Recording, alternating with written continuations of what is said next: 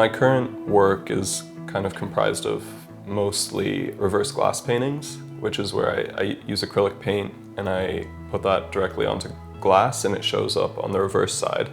So everything gets painted in reverse and then shows up normally. And I mostly do desert plants, but I've been doing some other like insects and mushrooms. Today I'm going to paint an agave.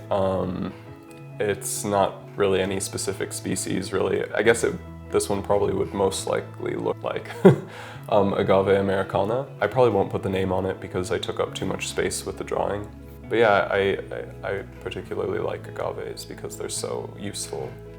I don't typically work from memory, maybe when I'm doodling or just kind of like thinking of ideas. So I'll sometimes plan things out and then I'll go to an actual reference photo to make sure it's at least semi-accurate. I want my things to be identifiable by anyone who knows these plants, but also kind of like pared down so it just has the most identifiable aspects.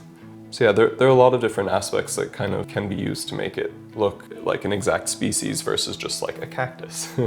I always include the scientific name, at least genus and species, and the common name. Yeah, I kind of want it to be like kind of a learning experience for people who buy my art or see my art or get them excited in botany or desert plants.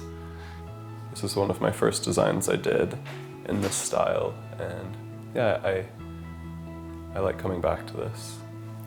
So this is a piece I did in the fall. It's of a native Peniocereus, Peniocereus gregii, or Arizona Queen of the Night.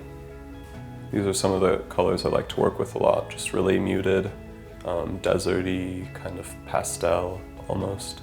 This one's a creosote bush, or Laurea tridentata, and this we have all over the Sonoran Desert, probably in the Mojave, probably into Texas, and it's everywhere.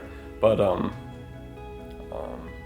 you can ask any Tucsonan and they'll probably say this is the plant that reminds them of home the most because of the smell from when it rains.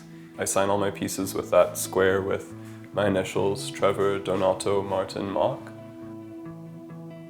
A long-term goal would be to just kind of continue the momentum, continue growing my business, my reproductions, selling, those things. I really like that. It's fun, it's kind of like a garden in itself because you have to cultivate it, communicate with people regularly.